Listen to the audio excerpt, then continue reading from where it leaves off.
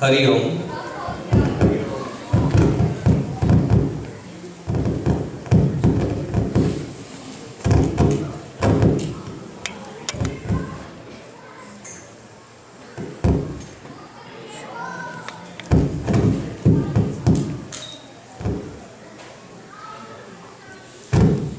Before I can begin,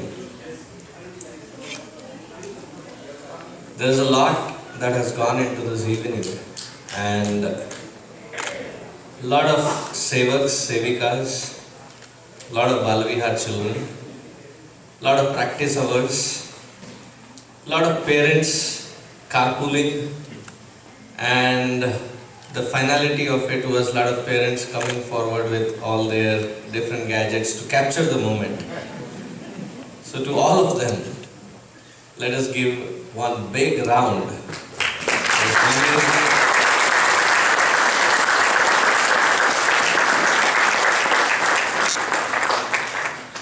It was an amazing beginning. And every time I hear from the stage, children who are born, brought up, raised here, who can flawlessly chant, sing, and represent something that which connects to our roots, which is few 10,000 miles away.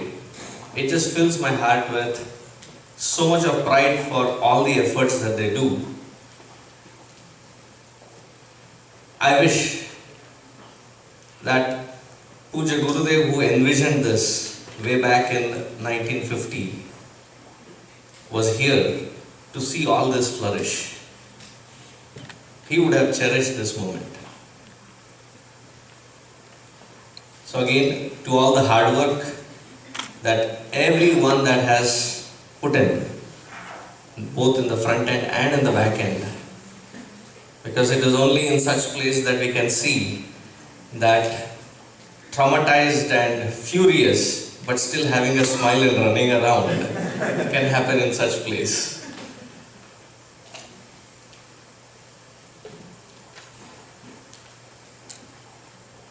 It is,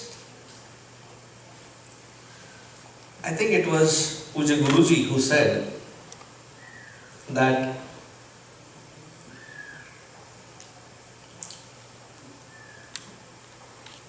everything that we invest for the kid. Beginning with when we come in and settle down in a new neighborhood. Let me not assume, you can participate in answering. What is the kind of neighborhood that we search for? Be a little loud. I can see the video when your lips are moving, but the audio is not reaching. It's cool. It's not just any school district, but it has to be that school district. So we uproot from wherever necessary and bring down to a place where the school district can accommodate and that which we envision for them. So we go through the first 10, 12, 14 years, from kindergarten all the way, even before kindergarten, all the way up until the 12th grade. Then as the play naturally captured it, the ACTs and the SATs, and getting a good score, cracking into the best of the universities, best of the education. Why are we so focused on that? Anybody?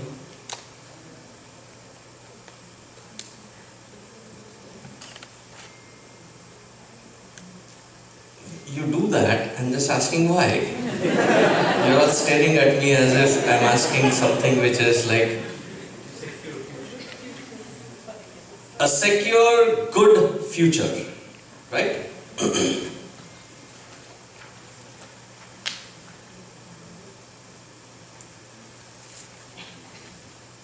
This secure good future is a possibility if not just what we invest for the children, but also simultaneously invest in the children.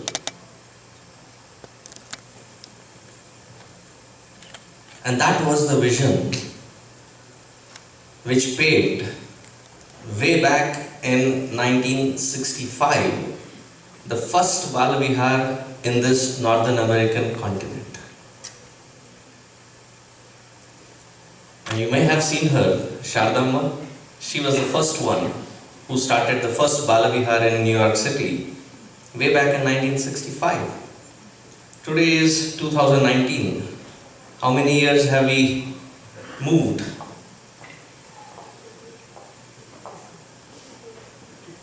About 50 plus years. In these 50 plus years, there have been so many generations of our own children who have benefited, because that is where Gurudev thought. Whenever I say Gurudev, it is Pujya Swami Chinmayanandaji who started this all. Because without that calibration from inside, how much ever we plot for the outside, it doesn't make the connection. I read somewhere very beautiful, it said,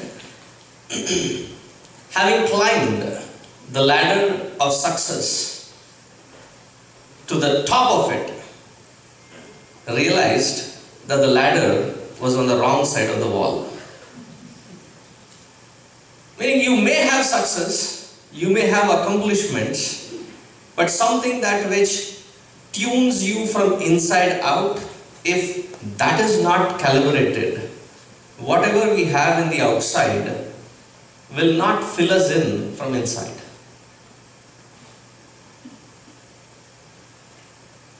And that is where Balavihar plays an amazing role in our lives. The same Vedanta Tattva, the same Upanishadic knowledge is brought in to a palatable, to a gulpable small packages that when they are in their elementary school, you cannot start with Tattvamasi. Even in the many sessions for the adults, when you start with Tattvamasi, it falls flat. So at that age, especially in the elementary school, their minds are grasped. Their minds seek their attention when there is a good storytelling. In fact, if this narrator is a good storyteller, who doesn't want to listen to a good story? Especially for these kids. And when they come into the middle school, that is when they have, even in the lecture that we just concluded, I was saying, they have this attitude called IKEA. Not the store, but the attitude that I know everything anyways. And they have these questions. Now this is where I'll draw your attention. That whenever I was growing up and I had these questions, I have summed it up into 3 different categories. Because up until their elementary or higher elementary, they are the ones who want to prompt you, even if one Sunday you don't want to come. Then, no mommy, I want to go. But by the time they come into the middle school, they have questions. And when I was asking those questions when I was growing up, these are the following answers. Tell me if you have heard it or you have used it. So when I would go to my dad or mom and ask, why do we do this? Why is it necessary that we do this? So the first classic answer that I got was, you should not ever ask such questions. Paap lagega. It is a sin to even question such things. Then mustered up a little courage and again questioned. Then the next classic answer that I got was, you will know it when you grow up.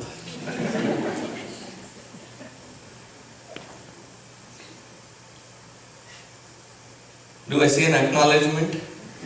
Have you heard such answers? Have you used such answers? But I was a little mischievous kid growing up. So I asked something to my dad when I heard that answer a couple of times. You will know it when you grow up. So I ended up asking him, Dad, for all that you say, you seem to have been a grown-up. Do you know it? And the response was that I got a good topspin.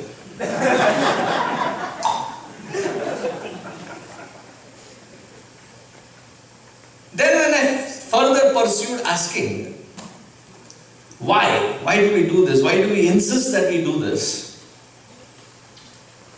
Then came the third classic answer. Even if I tell you, you are in no position to understand. Have you used that line?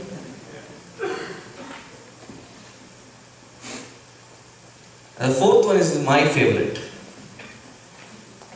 When I kept bugging my parents for answers, I found that the fourth one would shut me up for good.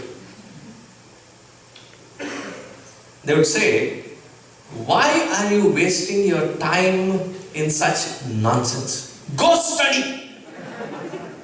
Sealed. But then, growing up here in a minority, as a minority, the identity of who we are, what we are, speaks a lot. And in my last 17 years of travel across US, we Indians have settled in every corner across. I have gone to places where even after I get in there, I feel like, why are you living here? North Dakota. I mean, like for miles, and I come pampered from Texas. Everything is bigger than the biggest.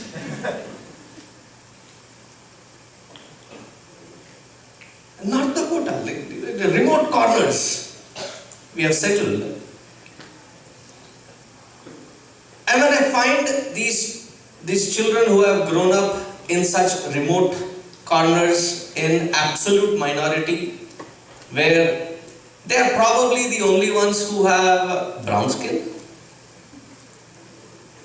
They have not interacted with anyone else, probably to the entire class or entire school even. There are probably few Indian looking desis. What has happened is their mindsets, they keep questioning. And the kind of questions that I have been asked in such environments is, I mean, the kid, for no fault of theirs, the questions that come across is, I hate being brown. I don't like this. Why did my parents not create me white? They're still children.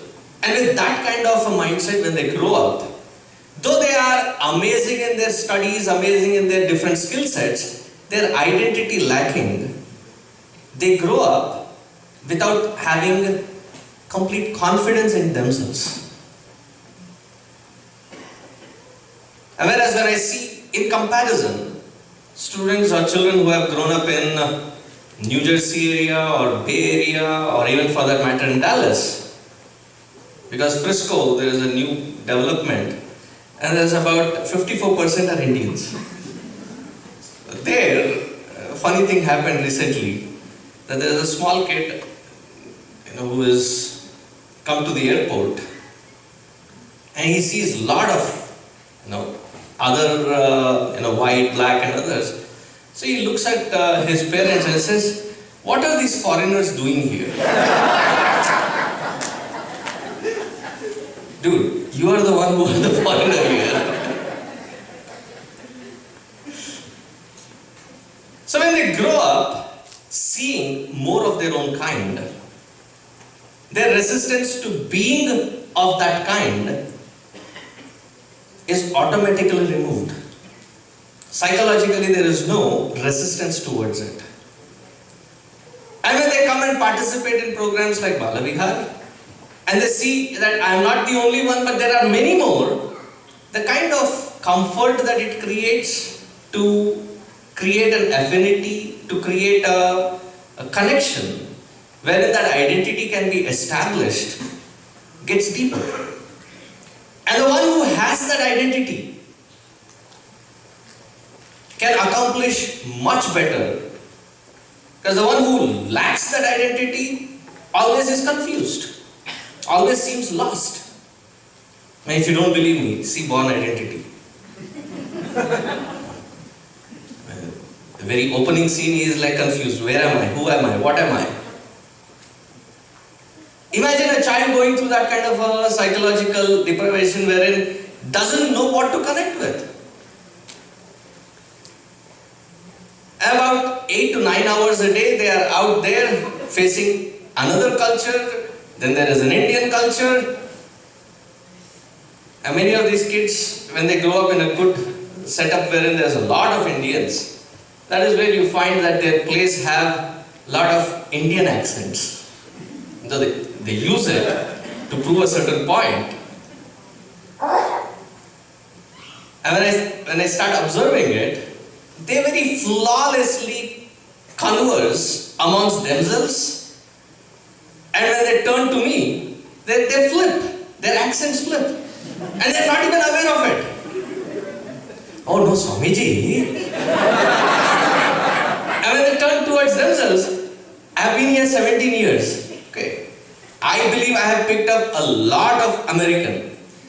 I don't call it English, I call it American. I've picked up a lot of American, but still I stand clueless as to what they're conversing amongst themselves. And with the easiness and confidence with which they can flourish, because there are enough opportunities, is when that confidence is built within. And that confidence, when it is established, when they are connected with that identity from within, then nothing seems to be impossible.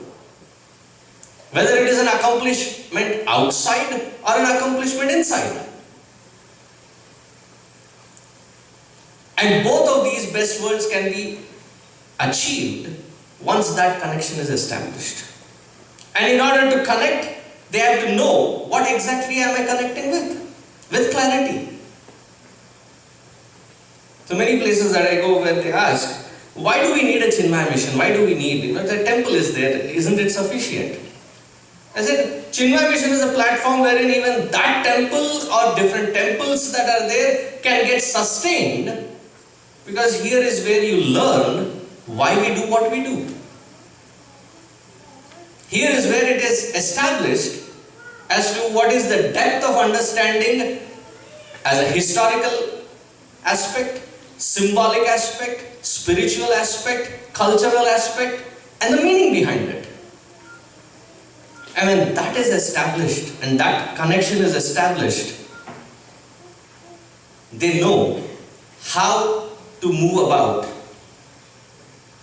flawlessly and seamlessly in this world that they are an integral part of. They have been born here. We have adopted, but they have been born here. So they have their responsibilities in a dual way, that they have to do well and establish as an American as well as somebody who has these Indian roots. And if we have not created that sufficient environment for them to establish those roots within, then we would have failed that entire generation into sheer confusion.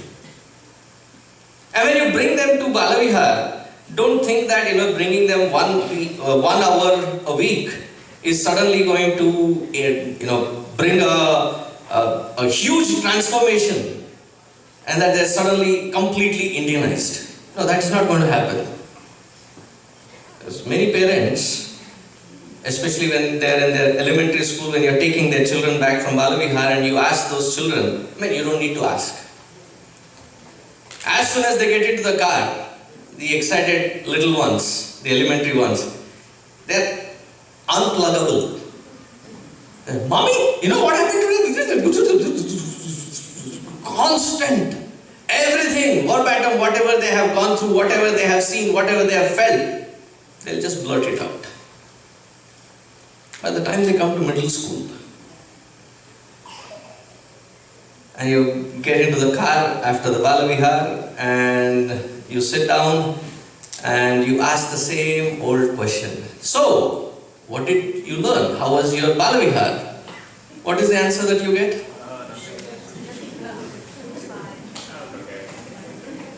So it has to come with an attitude. It's not just nothing. Nothing.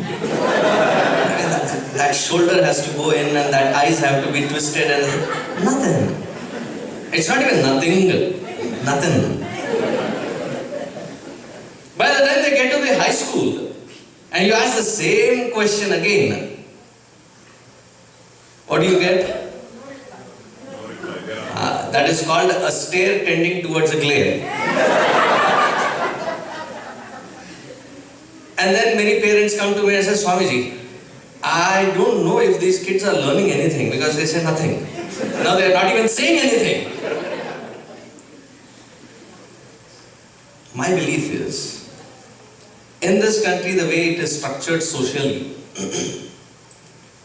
most of these children growing up in this country, up until 12 or 13, they cannot be allowed to stay home alone unless it is a movie, Home Alone. And then they get to get their license. When do they get their license in this city and in this state? 16? Okay. 14? Okay. Learner's permit. By the time when they get the license, it's 16. And in the next 2 years, they're gone. Most of their life they grow up with constant chaperoning, constant vigilance, constant being observed in various parts of their life. Whereas when you and I were growing up back in India, probably by middle school, most of us were expected to take a public transport system, go to the schools, and every so often, because of whatever reason, there is a bandh. There is no public transport system and you have to find your way back home. And we didn't have these smart gadgets. We didn't have phones. We didn't have anything. But our parents didn't freak out. They said, he'll find his way back. They'll find their way back. So we would pool ourselves, gather some money, catch an auto or a taxi or however far we can get, then walk all the way in a group. So when you are put in a place wherein you have to experiment with life, young, you start forming your roots. You start forming your convictions. You start forming your ideals. And based off of that, you are interacting, you are evaluating, you are reading the environment. But most of these children growing up until they reach 16, it's a very sterile environment where there is constant vigilance. When do they form these roots? When they get out, when they step out of the umbrella that we have created. But what's the best part? Is whenever they go out, step out to experiment with their own lives, they have these values ready sown. That as they evaluate the world outside, these values start taking shape, start taking deeper grip. The deeper these root systems are channelized in a value-based environment within, the higher and flawless that the growth can be. I'm not saying that flawless meaning that they will not have challenges, that they will not have failures. They will have failures. But the only difference is when they fall off track, how quickly can they jump back on their feet? That would be established. And for this beautiful experience to unfold, the entire Balavihar is designed in such a way that the child who goes through from kindergarten to 12th grade, all these value systems through stories, through personal anecdotes, through personal connection with the outside world, they're established through Bhagavad Gita, through Upanishads, through Ramayana, through Bhagavata, through Mahabharata, through various such stories and inspiring ideals, that when they go out, they have something to fall back on. That has been established, or that gets established through this Balavihar system. That when they start forming their roots, the roots go in the right direction. And the deeper those roots grow in, the taller the plant can grow. And we would have enhanced, we would have enabled that to become a higher possibility than not. And it definitely takes more than a single person or a family to bring this kind of a change in a single child. That's why they say it takes a village to raise a child.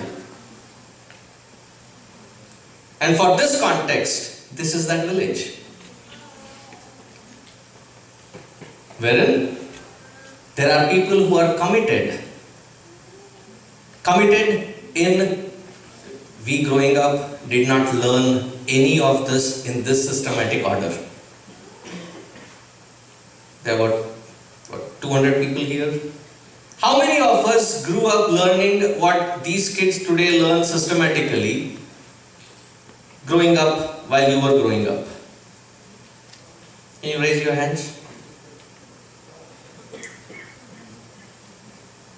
1 out of 200. I'm not taking you into account. You are homegrown. I'm talking about those who have been, we call the American grown as ABCDs. American born confident desis. I coined something for the rest of us. I call the rest of us as DCBAs. The reverse of ABCD. What does DCBA stand for? Desh chhod ke bhaga hai. I can't translate that into English. Sorry. I just dissed all of us. So about 200 people, there's one who says they have gone through the structured system. And believe me, when they go through the structured system, the amount of confidence, clarity and conviction with which they can face their life, the clearness with which they can view each experience unfold,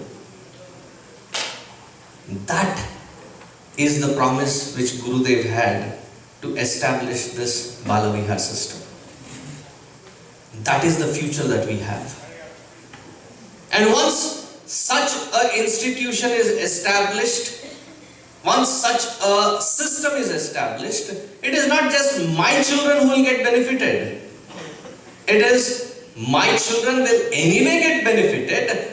Generations after that will still get benefited. I'll tell you the example straight from what I see in Dallas. At that time when I had arrived in Dallas in 2002, those bunch of them who graduated that year, for about next 5 to 8 years, they were not seen. After those 8 years, they come back, +2. Me and my spouse and Chinku Tinku Minku Pinku.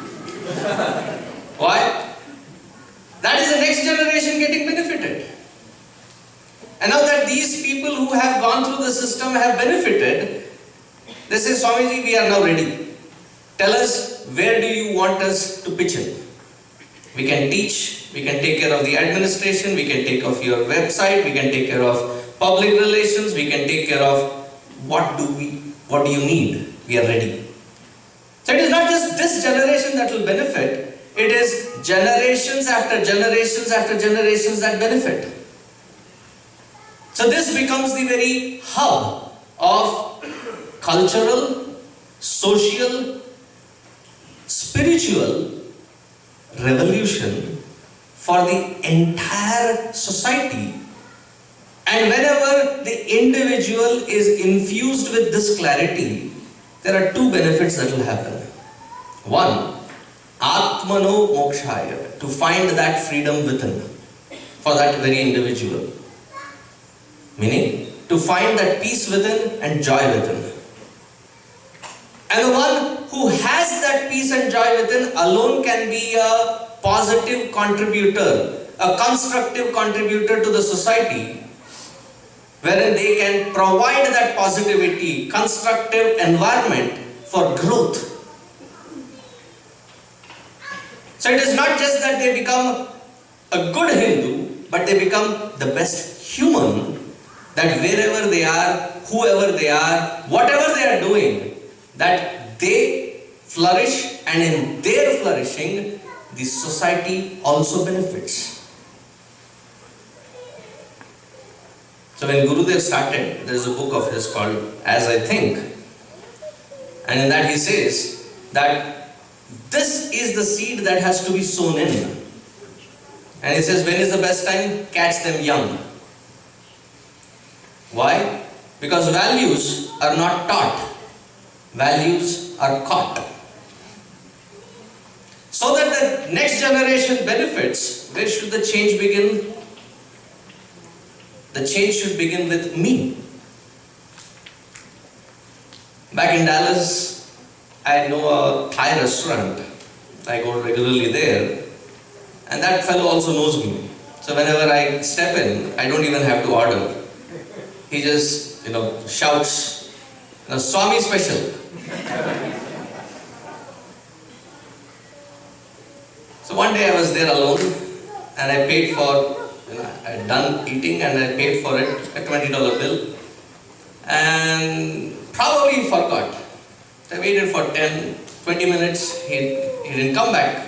So I went to him and said, hey, I think you forgot, where is my change? So he looks at me, top down. He said, I thought you were a monk. I said, I still am. Where is my change? He said, you should know better. Change comes from within.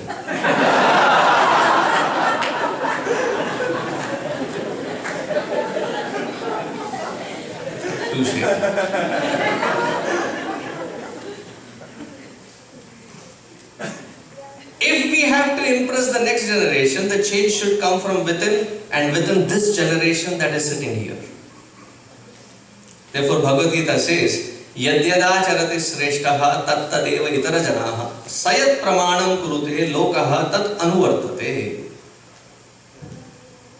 Whoever is the ideal role model, looking at them without having to tell, those who are looking up to them, they implicitly imbibe all that they do, see, talk and behave. One day, Balavihar in Dallas has just exploded into a huge number. So I know the kids, I know the parents, Sometimes I don't know that these parents and these kids are related. So one program I had this young high schooler, and the way that high schooler she reacted, said something, and the gesture that it came with, I said, wait a second, you know that particular Amma? I said, she's my mom. I said, you're not going to believe it, you will not like it, you behaved exactly like your mom. Because she also does the same thing with the same gesture, with the same vocabulary. It's not that the parents sit down and teach this. They catch it. So one day, I was having a Balavihar camp, so I had taken them to a seashore back in India. And there was this small kids, you know, the sister and brother, probably the sister was in the 5th grade and the brother was 2nd, 3rd grade. And they were playing house, you know, in the house castle or house, the sand castles and things like that they were building. And this young fellow, the boy was playing like the father and she was playing the role of the mother. And this fellow walks in, you know, shoes on one side, bag on one side, removes his coat and puts it on that side, sits down and says, is there something to eat? And this girl is sitting, you know, there is a small cardboard box and she is, you know, taking something in her hand and then I said, it's in the fridge, you can warm it up. She says. And it goes on. I mean, they've been playing. But what struck me that day was, it was an impromptu, there was nobody watching and they were having their own little play. Where did you think these two kids gathered the content from?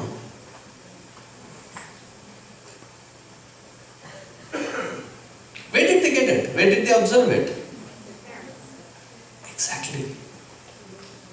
Because in today's world, there are too many models and too few role models. It is we the parents, we the earlier generation, who have to bring in a necessary change so that it can impact and influence the next generation even before they can realize it. So it is not just a Balavihar that benefits, it is the entire family that benefits. So it's a complete package. You pay for the children, but you also get benefited. Free. And unless we bring that change, we cannot expect that change in those children. And when that impact in a double fold happens in a classroom environment, in a structured environment, as well as in the family environment where the role model is constantly being pointed at this higher ideal of living, then we have done the best that we should do for the next generation. I pray and invoke that this village comes together to create such a vibrant community for the generations to come. May Puja Gurudev's blessings, may the Almighty's blessings reach out to each one of us deep within our heart so that we make this a possibility. So let us come together and that vision, let us roll it out as a possibility here sooner than later. And what I have seen, I have come here after 8 years, and what I have seen is and that's what I was asking even Arjun, is the quality of what was presented today and what it has been happening. How did it fare from when he was in Balavihar? He said, oh, we were pathetic. This is awesome. So I would say to this awesomeness of all of those kind-hearted people who come together, one more round of good effort and sincere effort.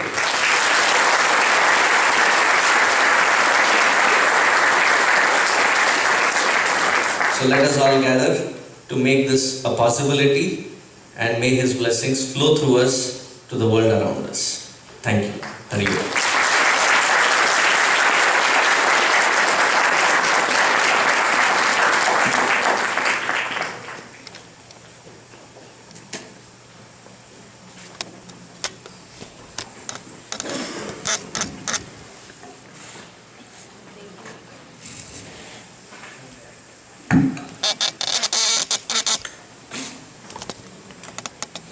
Thank you so much, Swamiji, for your inspiring words.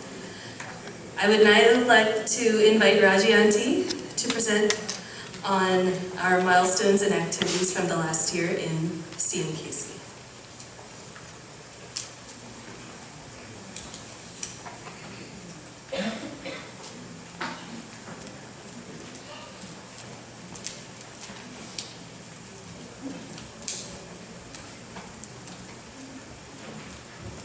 Hari Om, I have to go after Swamiji, it's not easy.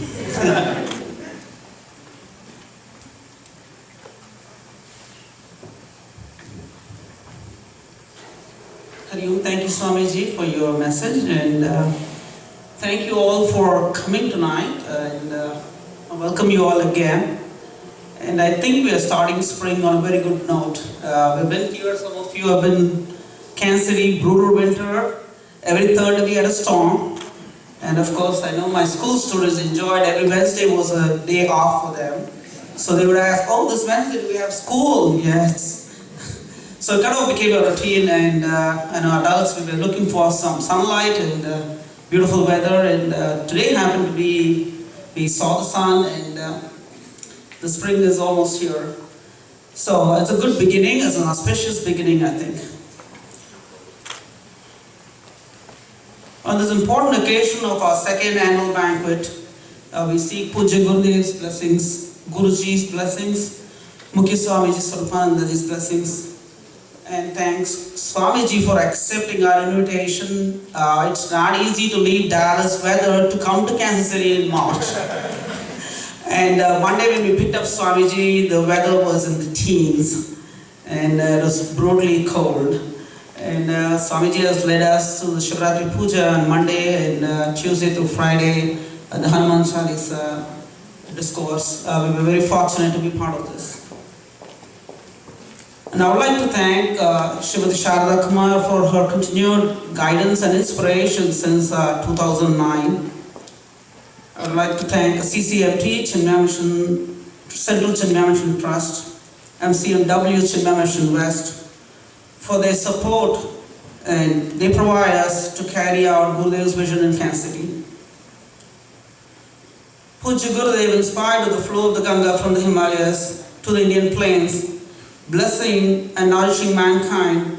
On her way, strongly felt that he too must take advantage of the heart and the hearts of each and every man, woman and child of India, and take this knowledge to everyone and make it accessible to everybody.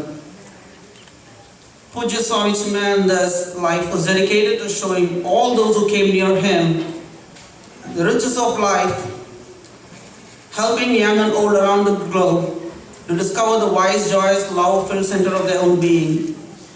In his 42 years of teaching, Swamiji grew to become a spiritual master whom many revered, a human being whom many more adored, and a humanitarian who left countless hearts and lives deeply touched.